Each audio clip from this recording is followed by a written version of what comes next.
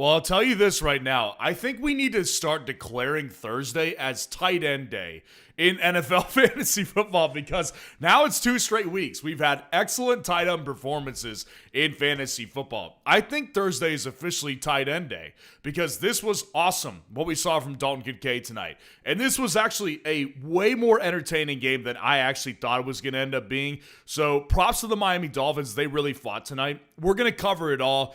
And we'll start out with the Dolphins. Just make sure to like the video, subscribe to the channel to show your support as well. So starting out with the Dolphins here, when you look at Tua's day and you see like what's crazy is that he threw so many pass attempts, right? Like Tua threw an enormous amount of passes. He threw 34 pass attempts, completed 22 of them, and then you're like, whoa, wait.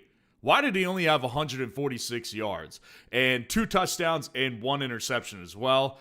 Well, it's because this team was not throwing the ball down the field at all. Like, everything was basically line of scrimmage, and if not line of scrimmage, like, just past that. Now, there was some good offensive play calls tonight, and Tua definitely made some plays at some, key moments on, like, third downs and stuff like that. I would say that Tua had some good moments in this game, but it was definitely clear, like, they did not have much faith in throwing the ball down the field tonight on the Buffalo Bills. So it was a little bit bizarre in that way because usually, Tua is always good to take like at least one deep shot. And tonight he took a deep shot to Tyreek Hill that was really early in the game, but we didn't really see it after that. So it was definitely interesting to see because I will tell you this, 2 touchdowns and 1 interception, that was a lot better than I thought it would be. But the 146-yard stat line is similar to how I thought it was going to be. Because one of the key things that I said would be up at play tonight was that the Bills defense would crush them. Now, obviously, that's an early one to say I was wrong on that. And trust me, if it makes you feel any better, I'm actually dealing with the effects because I picked up the Bills defense in all my leagues, and they're in the lineup. Now, that pick that Tua threw at the end of the game, that I wouldn't even say salvage. Salvage isn't even the right word. It made it less bad. Like the Bills ended up having they ended up having 4 points in this game. Like it was really, really gross. So not a good night for the Bills. And I will definitely say the Bills defense, I should have seen it coming, not being as good because of the injuries. And the reality also is that when it's the beginning of the season, and the opposing team offense is healthy, and there's some hope in the locker room that, hey, we could win this game, it typically will favor the offensive side of the ball rather than the defensive side of the ball, which is, more injured for the Bills, for example. So no good on my Bills call today. Definitely is going to crush a lot more people than just me, but just take homage. I'm here with you, dealing with it myself for what that is worth. But Tua, the stat line as far as yardage thrown for definitely was right on par. But the touchdown and interceptions, I definitely will say I was shocked to see him throw 2 touchdowns tonight because I didn't think that would happen. But the costly interception there, that about added it up to what I thought could happen at some point. Now, look at the Dolphins' ground game, man. I will tell you that this is interesting to watch. So before the start of the season, it wasn't just me and a lot of fantasy creators, and I think a lot of people were just kind of picking up on, hey, remember back in 2023 where the Dolphins had all this success running the ball because they had 2 running backs that were elite that year. They had Raheem Mostert, who had a career year, and they also had Achane in his rookie year, who was fantastic as well. So it was like, okay, what if we could somehow bring that back to the equation here offensively? And let's see what happens with that, right? So tonight we see a little bit of a glimpse of that. So Achane has 12 carries for 62 yards, had some nice runs in there, but I would say largely stopped through the run game tonight. And Ollie Gordon got the end zone work. So it was interesting. It was definitely an interesting watch because Raheem Mostert got the end zone work back in 2023. Now, am I saying that this is going to continue? I really don't know.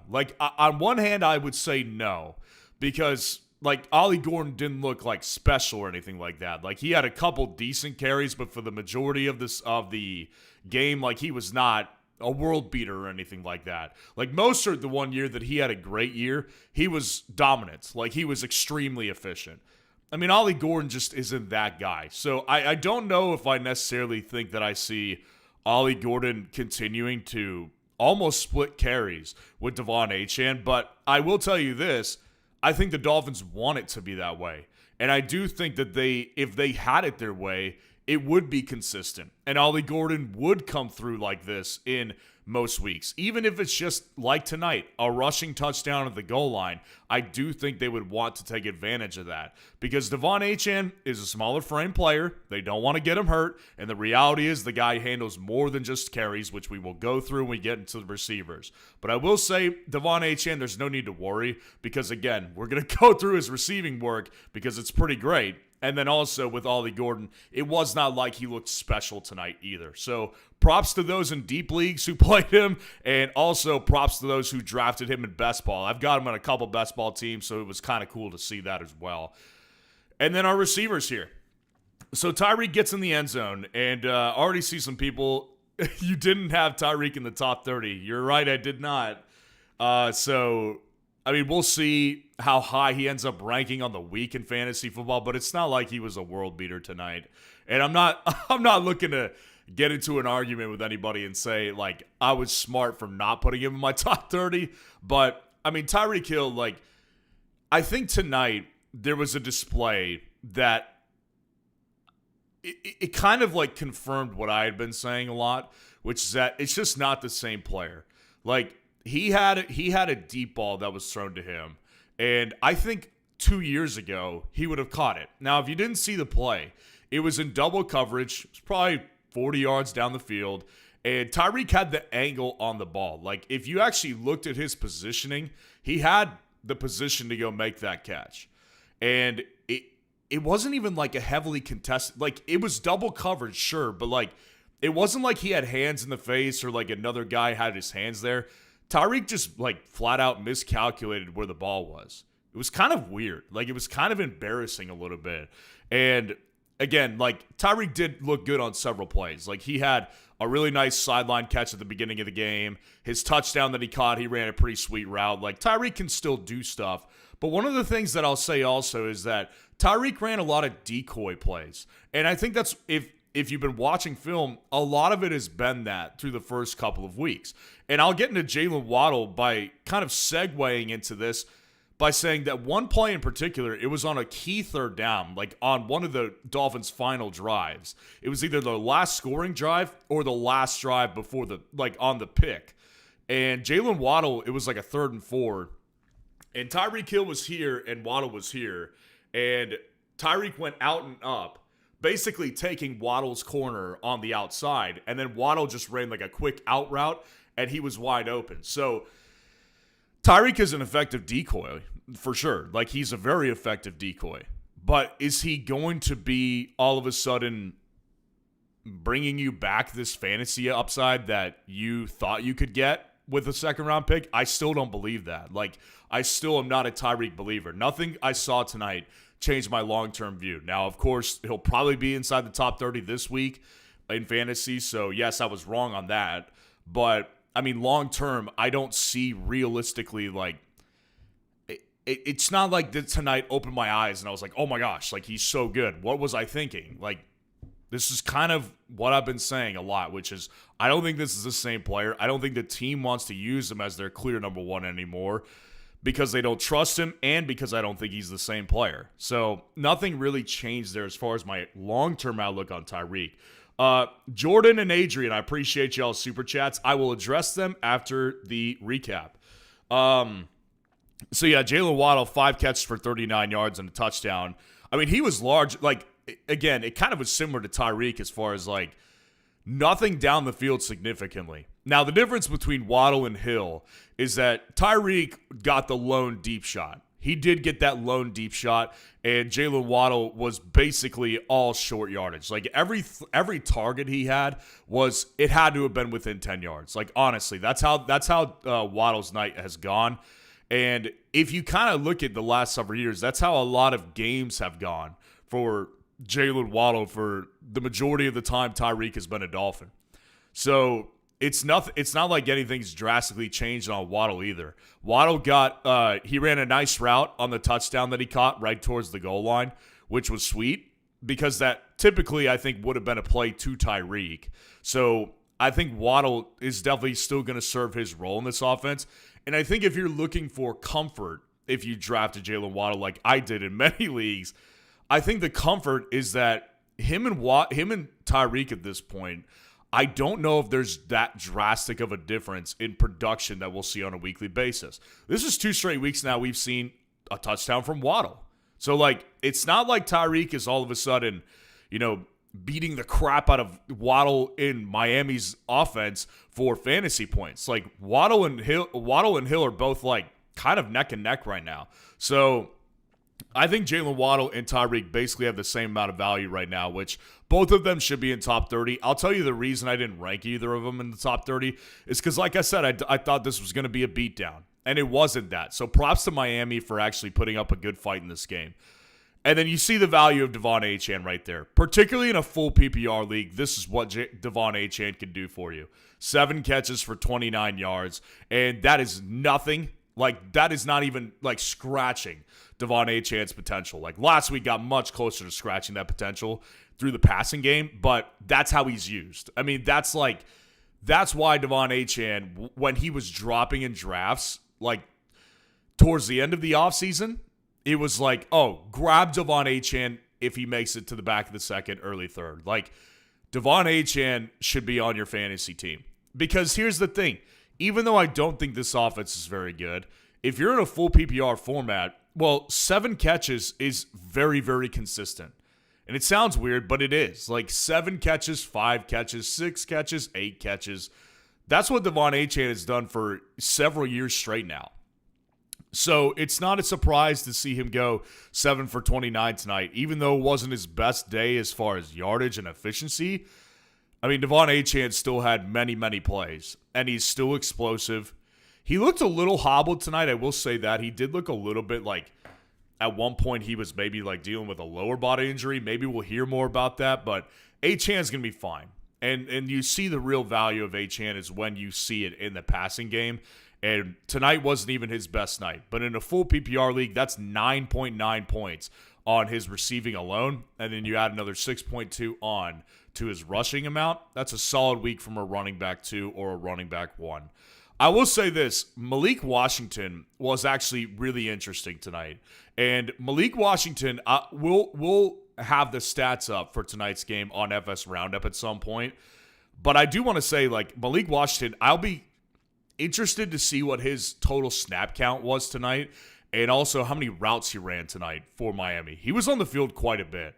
And there was, like, a couple times where I would notice, like, hey, where's Jalen Waddle? Like, what happened to Waddle? And then I would see it was Malik Washington instead of Jalen Waddle. So I was like, that's interesting. Like, in some 2 wide receiver sets, Malik Washington is on the field instead of Waddle. Maybe it was because of an injury that Waddle always seems to get once a game, or it was because Malik Washington is just working his way in this offense. But Malik Washington, like, had some utility tonight. He almost got in the end zone at one point, and it would have changed the outcome because, like, 3 catches for 12 yards looks like nothing. And ordinarily, I would say it is nothing. But I will say this. He's explosive. He's, like, shifty. He runs good routes. And he almost got in the end zone tonight.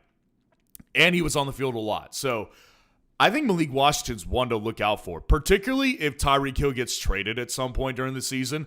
I think Malik Washington could be, like, a legitimate breakout candidate on somebody's fantasy team. Now let's go to the Buffalo side of the ball. And Josh Allen was electric. Josh Allen tonight. Like, nothing was I got a lot of questions about, should I play Josh Allen tonight? And listen, I'm not faulting anyone for asking me those questions. Like, it's always good to ask questions after a performance like he had last week. Because, again, my thought heading into the game was it was going to go very similar to how it went last week. Where last week they beat the Jets into a pulp. And Josh Allen wasn't needed in the game. Well, I thought tonight was going to be the same thing, that the Dolphins were going to get their teeth kicked in and that Josh Allen would be kind of irrelevant towards the end of the game. Well, Josh Allen was needed the whole time, basically. So he ended up getting 3 touchdowns. Not a monstrous performance. Like, that's the funny thing about Josh is, like, he's so good and he could do so much that when he throws for 213 yards and 3 touchdowns, it's like ho-hum. Like, Josh Allen's elite. And that's why I always lean towards, like, I remember I got a question tonight, like Josh Allen or Baker Mayfield, and it was a solid question. Like, I legitimately was like, that's not a dumb question at all. And I ended up saying, like, hey, listen, like, you kind of are obligated to start Josh Allen basically every week because this is what he can do. And this is, like, on the low end. So, like, you know, I think Josh Allen, and you add around the 25 rushing yards for him as well, it's like, it's no wonder, right? Like, if it was going to be a competitive game at all, Josh Allen was going to be great, and it was way more competitive than I thought it was going to be. So Josh Allen has a really solid night for fantasy. Nothing really changes on his aspect. I mean, he's an elite fantasy player. James Cook, also an elite fantasy player. I mean, I ranked him really generously this week in my running back rankings, and didn't hear tons of flack for it, actually. I really didn't. I think people were on board with it because, listen, now it's 3 straight games that James Cook has been in the end zone. 4 times over 3 games. Like, the funniest thing is that even I, like many, were saying, I don't know how James Cook can replicate that touchdown number from last year. Well, he's on pace to do it. So, like, I don't know how it's not possible anymore that he doesn't do it. Because James Cook, look, there's certain traits that certain players have, right? Some players like Achane are fantastic in the pass. Some players like Derrick Henry are freaking monsters, and they can just, like, carry guys down the field for break-off runs. Some guys have a nose for the end zone. James Cook has that. And that's not James Cook's only great quality. Like, James Cook is a legitimate, like, efficient back in this league. And I think if you just look across the league and the efficiency running the ball over the last 3 years or so, James Cook's right up there at the top. Like, he has been phenomenal on a per-touch basis the last 3 years of his career. I mean, he is a Cook brother. Like, Dalvin Cook for years was really good in the NFL. James Cook has become a really, really good player in this league. And in fantasy football, like, he's going to continue to be a guy that's got to be in my top 10 probably. Because, again, it's not just the touchdowns. Like, he handles 19 carries tonight, 108 yards, and obviously gets into the end zone. And he has 3 catches for 10 yards. So, like, his reception work wasn't even exactly what it always can be. But, I mean, just the amount of efficiency that he sees on a weekly basis, right? And the amount of touchdowns that he can get. Because touchdowns is one of the least sticky stats in fantasy, and I think that's why people were scared off of James Cook over the offseason. Because it was like, how is it not possible that he sees negative touchdown regression this year? Ordinarily, I would agree. But this guy has a nose for the end zone. They use him down there a lot, and he's just a really good player. So James Cook, like, you've got to respect the name. At this point, this guy, like, I would say is pretty consistently going to find himself in my top 10 of running back rankings. And then you had a couple carries from Ty Johnson.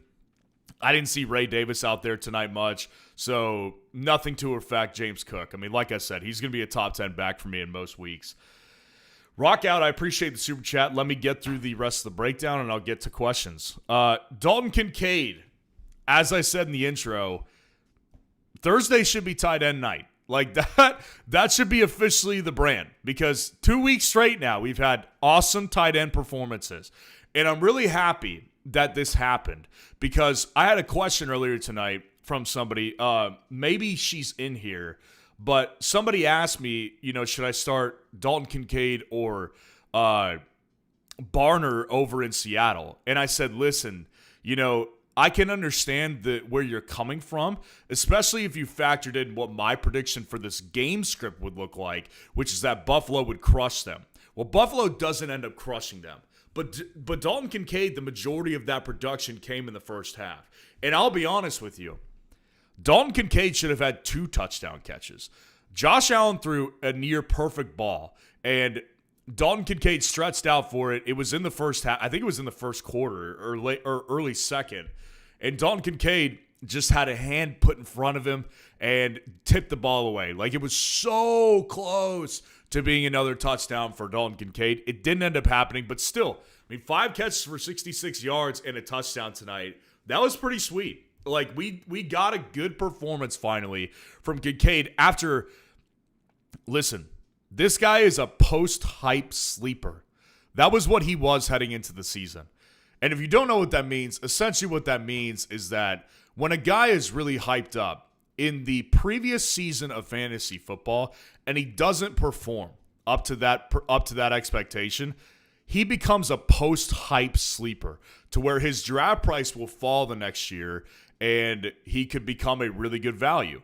That's exactly what Kincaid has become so far through 3 weeks, which is that Kincaid last year, I was big on him. And I think that Kincaid is, he was extremely disappointing last year. Like, he did not fulfill the draft capital that you spent on him. Now, at the same time, his price this year was pretty great. You look at his price, and it was like 10th round, 12th round. Like, it was a really affordable price to go get a guy who still has the talent and is still playing with Josh Allen. 3 weeks, he's been pretty good. So I think Dalton Kincaid is kind of a must-start tight end at this point. Like, I think we're kind of entering that territory with him. Because Kincaid, I think I'd be willing to venture without seeing the target number. He probably had about 8 targets in this game. So Kincaid was really good, and I, at this point, kind of think he's a must-start player. Now, Khalil Shakir gets in the end zone tonight, and listen, the majority of stuff we see from Shakir is going to be short yardage stuff. Like, anything that's got him in space or where he's finding a soft spot in the defense if they're playing zone, that's where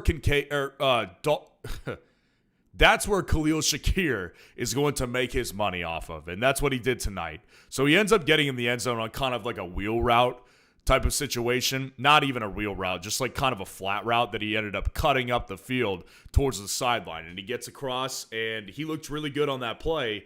But, I will say this. I was big on Khalil Shakir during the offseason. And I was saying that I think he's like a breakout candidate because he broke out last year on a smaller scale. I was thinking this year it could happen again. And I will be honest here. While I don't necessarily feel the exact same way, a player that we're going to go through here in a minute is starting to revive that for me a little bit.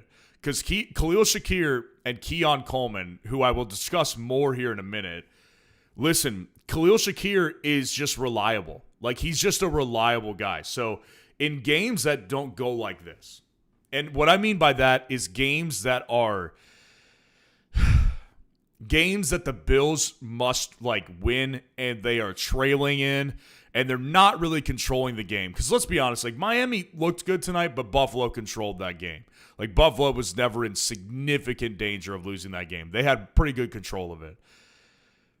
In games where it's different and they're trailing, like against the Baltimore Ravens, I think that Khalil Shakir could start to become more involved. So Khalil Shakir, solid night in fantasy. I'm sure nobody played him. And if he's on waivers, maybe it's worth a shot depending on your roster. But I'm not saying that he's a must-add because he just doesn't offer that much weekly upside. I mean, this upside right here, this is kind of upside. And it's not really floor. This is mostly upside right here. Elijah Moore was involved tonight. It was really weird to see. It feels like years since we've actually seen Elijah Moore on a football field, but he comes through tonight and actually looks good on some touches. I mean, he had 1 carry for 11 yards, and he also had 2 catches for 30 yards. So he ends up doing something. He ends up actually doing something for this team tonight. Do I think it's going to continue? No. Tyrell Shavers, never heard of the guy, to be completely honest with you. I really hadn't. So bizarre to see this tonight. Definitely shocking to see. I don't expect it to continue with him either. And of course, let's get into Keon Coleman. Keon Coleman had another disappointing night. I'm disappointed by this because I discussed Keon Coleman earlier in the week as a buy low candidate. Now, you could buy him for even lower right now if you really wanted to. And I don't necessarily think that's a bad idea. But what I will say is this. One of the things that I was saying when I was calling him a buy low was that his first 2 weeks were very uncommon, I would say. And not from his fantasy production. What I meant by uncommon was that in week 1, the Baltimore Ravens and the Buffalo Bills both scored 40 points. That's not going to happen again. Like, it may happen one more time, I guess, depending on if the Chiefs show up to play when they play them. But, like, most of the time, it will not happen that way. Then the second game, they crushed the Jets, right? Jets were not competitive for a second of that game. So they didn't need to throw the ball much. So when Keon Coleman comes out and does nothing last week, I tell people, listen, I don't think we've really seen a true Keon Coleman game yet, because in week 1, they were down big and they were forcing the ball to Keon Coleman down the field. I think that was a little inflated on what he actually is. Last week, I think that was an underinflation on what he actually is. So this week, let's try to see if we can find a happy medium. And I was hoping that it would be like, 6 catches for 80 yards or something like that. I mean, Keon Coleman looked like last year. Like he dropped balls and they just decided we're not gonna put up with it. We're just not gonna continue to target you when you're dropping passes like you are. And you can't blame them as a team for making that decision. So it just brings me back to where I was last year all of a sudden, where it's like, what is the legitimate upside for him? I don't know yet. I really don't. Like, I want to believe in the Keon Coleman breakout on one hand, and on the other hand, I'm like, it looks a lot like the player we saw last year. Keon had he had a couple big games last year where he was electric, and then for the majority of the time, he was dropping passes. He was making mistakes. This is what we've seen so far through 3 weeks. So I am deflated on my Keon Coleman buy low take. I still probably would buy him low, especially after this week, but I am not going to sit here and be telling you guys that, like, I'm convinced that he's going to be a breakout player. I'm not. Tonight really was kind of an eye-opener for me with Keon Coleman. And I'll just reiterate this to wrap it up. Again, the Buffalo defense was already a bad call. Like, I already know that, like, they're not going to be the worst defensive play of the week, but they're not going to be in the top 15. Like, it was not good. So, my bad on the defense. That is something I got very wrong already. And honestly, I should have seen it coming. That was a little bit of a mini what I got right and what I got wrong. So I appreciate you guys joining for the breakdown here. Like the video, subscribe to the channel to show your support, and we'll go through a couple of these super chats. Usually I don't answer questions on these breakdowns, but since I do have super chats waiting, I will address them. Jordan Olson, appreciate the super chat. Should I bench London for Pickens or T-Mac? I wouldn't bench him for Pickens. You could consider doing it for T-Mac, but I definitely would not do that either. Listen, I just am not in this position to where I'm low enough on Drake London to where he's gonna hit the bench for me. I mean, I can acknowledge that Ted McMillan easily could have a better week in fantasy this week, mostly because of the fact that they're going to be forced to throw the ball more than the Falcons will in theory. But I just kind of have a feeling we're going to see a Drake London big game here soon. So I'm not at that point yet where I'm going to bench him. But I will say, like, they're not that far off my rankings. They're not. Like, Ted McMillan is pretty highly ranked for me this week. So I'm totally fine if you want to go ahead and play Ted McMillan. It's a gut call. You can go with your gut on this one. Because in my opinion, I'd play Drake London, but they're close enough for me where I could tell you that going with your gut might be the right move on this one, and I wouldn't blame you if you wanted to go with T-Mac on this one. So that's my 2 cents. Appreciate the super chat. One of the things I will say is if you want to get the majority opinion, go to fsroundup.com. And what you could do for free, entirely free, is you can go post a poll, a start-sit poll, and get live feedback from everybody in the community. You can also vote on other people's polls to help them with their decisions as well. So what you could do here is you could just search up, right, for example, Drake London.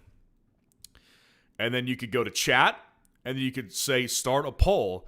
And so you could select week 3, and then you could say Drake London or Ted McMillan. Or 3 players, George Pickens.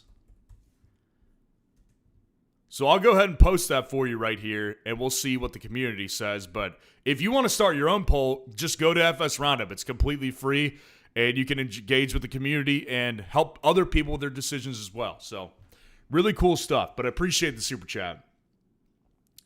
Adrian M., what's going on? Appreciate the super chat. Good to see you in here again.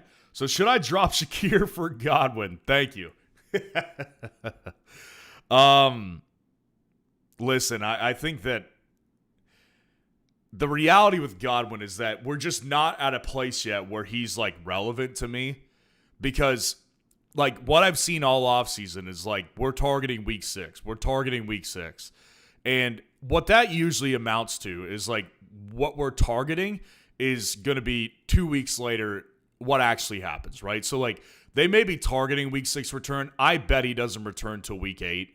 That's just my opinion. Like that's just what we've seen through the years of the NFL, is that a lot of these teams are very over optimistic when it comes to the return of players. So I think a week 6 return is probably a little overblown. I think it could be week 7, week 8. That is more realistic than a week 6 return. So like for me, it's just, I don't think it's worth it yet.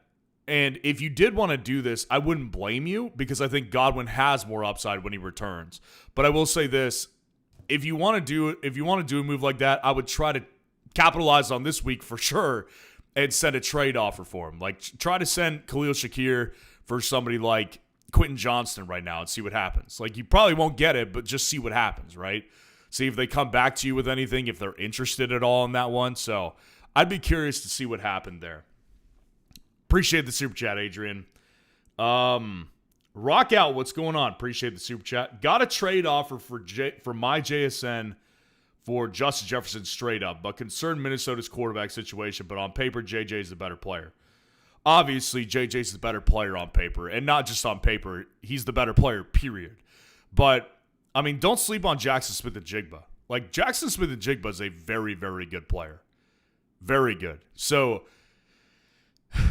I don't think that you're wrong for worrying about the quarterback situation either. I mean, for me personally, the way I'll put this is like I'm getting kind of branded as a J.J. McCarthy hater, and I don't blame people for thinking that, because like I've been very critical about J.J. McCarthy since early in the offseason. Like I haven't really let up because he's given me no reason to let up. I mean, he looks atrocious through 8 quarters. 7 out of the 8 quarters are abysmal. And that one quarter he had, I would say was good, not great. So I have no reason to let up on that. Now, what I will say about that is like, I do think that, look, it's not over, right? Like the season is far from over. And so being this early, being with the quarterback coach that he has with Kevin O'Connell, I mean, it's hard not to see him improve to some extent. So I would say that, like, I think that Justin Jefferson will be fine for the season. But I will tell you this, like, I know JSN's going to be fine. Like, that's what I do know, is that his quarterback is good enough to supply a legitimate wide receiver 1 in fantasy. I mean, that same quarterback supplied Justin Jefferson. I mean, that's just a fact. So, like, Jackson Smith-Njigba, considering the targets that he sees on a weekly basis and considering the quarterback upgrade that he has over Justin Jefferson at this point, I got to be honest. Like, I'm actually going to keep JSN. Like, Justin Jefferson, for me, is going through a hard time because I had him ranked lower than consensus all offseason. People thought I was a clown. People thought I was a clown for Tyreek being lower than consensus. People thought I was a clown for having Debo over consensus and Justin Jefferson below consensus. They thought I was just doing it for fun. And it's like, no, guys, like I'm telling you what I'm seeing. And Justin Jefferson, everything that I had concerned is being like, it's fully coming to fruition. So I'm going to hold with JSN because I just believe that the target share is going to be more consistently there.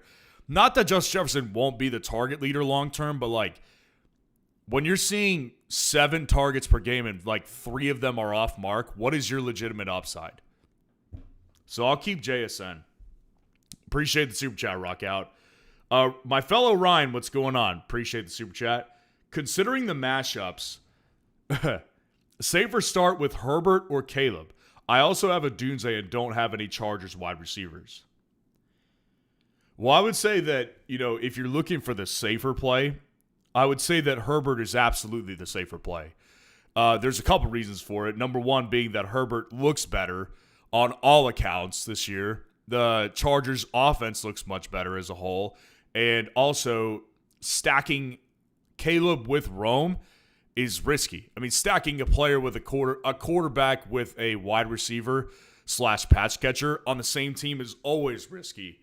It's not a safe play. That's a high upside play. So if you're asking me what the safer play is, it's clearly Herbert. Now, if you're wanting to go with the upside play, I think it does. I think the bigger upside actually is Caleb. I actually do think Caleb has pretty good amount of upside this week, to be completely honest with you.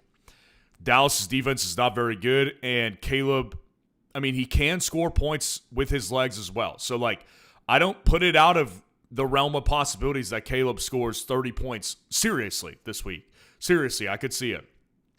Whereas with Justin Herbert, I don't think we'll see 30. I think on the high end, we'd probably see 26, 27 maybe, which is good. But he's definitely the much safer player. So if it was me, I'd play Herbert, but I will say that I think the upside is definitely on Caleb's side by a little bit. So if you're looking for the safe play, it's Herbert. I appreciate the super chat. Rock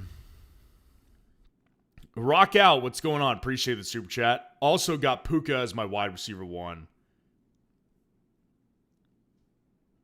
Yeah, it doesn't change things for me. I truthfully, like, it's not about who your wide receiver 1 is. Like, it's truly about, like, because let's just play things out really quick, right? Okay, so let's go to fsroundup.com together, and let's just type in Justin Jefferson really quick and see what's happening. So Justin Jefferson has 13 targets through the first 2 weeks of the season. 7 of those are catches, right? So that's almost a 50% catch to target ratio, right? Or target to catch rate. That's not very good to start with, right? It doesn't take a player 200 targets, for example, to get to 100 catches in most scenarios, right? That just is like, that's never been done, actually. So that already is a concerning sign, right?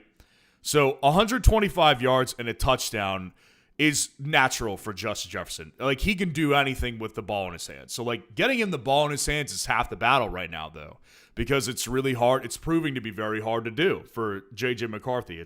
He's got some little problems going on. So then you want to take a look under the hood and go to his trending graph right here. And obviously it's 2 games, so take it into context. But, like, the amount of targets that he saw in week 1 and week 2, 7 and 6 targets. It's not like he had one big game and then the other game he didn't see anything. Like, this is on the high end right now. 7 targets versus 6 targets. So, like, my point is this. Again, it's very possible that we see J.J. McCarthy improve throughout the season, right? But he's going to miss the next probably 2 games potentially. He's going to miss the next game for sure, but possibly 2 games. So, like, where is the growth going to come from, right? So I don't know. I mean, I'm at this point right now where it's like Justin Jefferson, I would take Emeka Egbuka before Justin Jefferson. I would take JSN. Like, if we start thinking about A.J. Brown, then we can have a legitimate conversation. I think I would take Justin Jefferson. If we wanted to talk about Rome Odunze, I think that I would probably end up taking Justin Jefferson because of the uncertainty long-term for the Chicago Bears offense. But JSN in Seattle, look, people can dog on Sam Darnold all they want to. The bottom line is he feeds his wide receivers, and he's fed JSN very well through the first 2 weeks, and it's going to continue to happen. So yeah, I'm not going to do that personally. I appreciate the super chat, and I think your head is in the right place. Like, get the upside if there is more, but I really don't think there's that much more. And it sounds so bizarre, because Justin Jefferson is an elite fantasy player, and he's only been elite in fantasy football since he stepped into the league. So it feels really weird this year, and it feels disrespectful almost to, like, consider him not that great of a fantasy asset. I got flack for it over the offseason for putting him at, like, my wide receiver 5. Think of how crazy that is now. Like, do you think he's going to be the wide receiver 5 on the season? Based on this, how could you? So I get where your head's at, but I'm not there. I appreciate the super chat again. We'll end on this. G. Medina, appreciate the super chat, and then I'm going to hop off for the night. Should I drop Coleman for Keenan or Quentin Johnston? Ooh. I mean, you kind of have to for one of those guys. Like, if you were asking me, should I drop Keon Coleman for Troy Franklin, I would say no. Or for Dante Thornton, I would say no. But for Keon Coleman and for Quentin Johnston, yes, I would do that. Because, again, like tonight was an eye-opener for me as far as his upside long-term. Keon Coleman just flat out was not very good in this game. And it's concerning for the long term. I mean, I really do have concerns of like, what does he improve at all? Because we didn't see improvement the first 3 weeks have looked a lot like last year. One really big game where he looks great. People were like, oh my gosh, the breakout's happening. A down week where you're like, okay, maybe he'll rebound. And then this week, he looked bad. So like, tonight was an eye-opener for me. Not as big on Keon as I was before the game. I think that Keon is droppable in this situation. However, I don't think most leagues have Keenan and Quentin Johnston on the bench. On waivers. So, considering it's those two guys, yes, I would do it. I'd pick up Keenan first. And if someone scoops him, I would pick up Johnston. I prefer Keenan over Johnston, though. But yeah, at this point, I would do that. Appreciate the super chat. All right, guys, we're going to end it there. Like the video, subscribe to the channel on your way out. And on your way out as well, if you have start-sit questions, get the majority opinion. Go to FS Roundup, start a poll for free on the site. Also help others with their polls as well and help them get a consensus too. It's super fun, super interactive. You can check out extended stats as well. Those are all free too. And yeah, very excited to see what everybody thinks of the site as well. Please let me know if you guys have feedback, if you're already members at FS Roundup. We're definitely trying to do everything we can to improve it and make you guys have a great experience. So appreciate you guys being in here tonight. Love you guys. I'll see you tomorrow.